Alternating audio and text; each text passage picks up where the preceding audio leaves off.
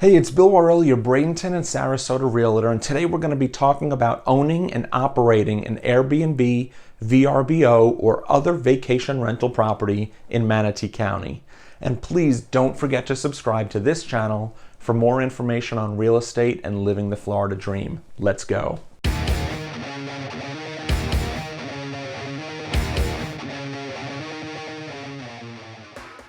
Because of the warm, year-round nature of our area, we get lots of would-be residents looking to make it their permanent home, usually at some point in the future.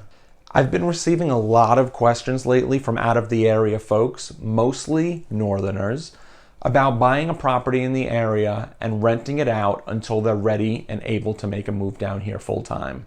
Their plan is to live in their northern home for the majority of the year, usually until they retire or until the kids move out.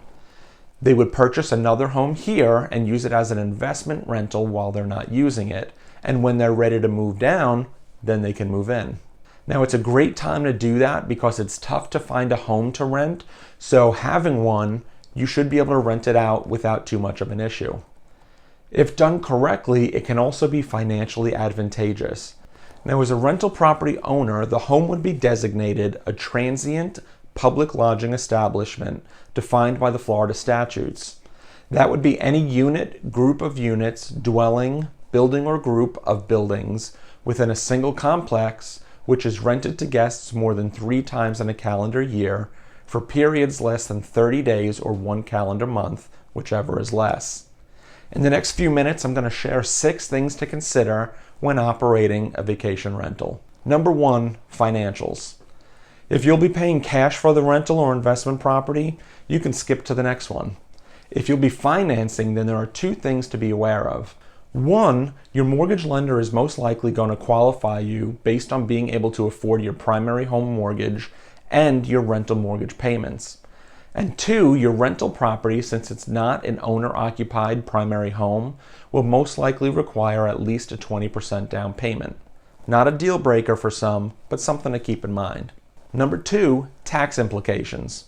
In 1980, Manatee County enacted the local option tourist development tax, which is also called the tourist tax, bed tax, short-term rental tax, and resort tax. The tax rate for Manatee County is 5%.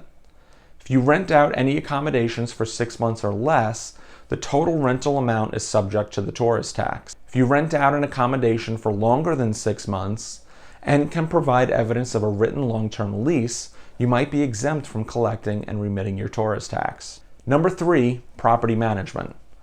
If you're not in the area, then you'll also probably look into a property management company to ensure that the property is being kept up to your standards and for other guests.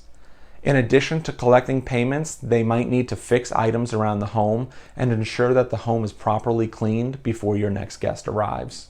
Number 4, HOAs. Perhaps unlike the North, homeowners associations are pretty popular around here, and they might have their own restrictions in place regarding transient guests and leasing your property.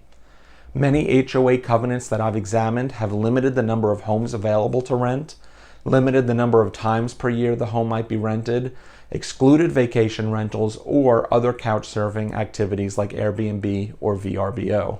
Number 5, zoning. Aside from the HOA restrictions, other incorporated areas may also have rental restrictions in place. There are certain areas on Anna Maria Island, for instance, that only allow weekly rentals, while other areas allow for monthly rentals. Same with Bradenton Beach and Holmes Beach. Number 6, insurance. Aside from your regular homeowner's insurance, you'll probably want to include some type of liability policy if you'll be having guests maintain full use of your property. Nothing takes away from your financial gain as quickly as a lawsuit. Now, while these things are important considerations, I really only scratch the surface of them, and we can always dig a little bit deeper. If anything, know that it's extremely important to have an experienced professional in your corner, not just a salesperson to point out a home, but someone who will consult with you on the pros and cons. If that's what you're looking for, I'm your guy. And if you're thinking of buying or selling, then I've got an ultimate guide full of tips, secrets, and other useful things that I'm giving away. Just head over to my website, warrellhomes.com, and you can sign up to get your free copy. Thanks for watching.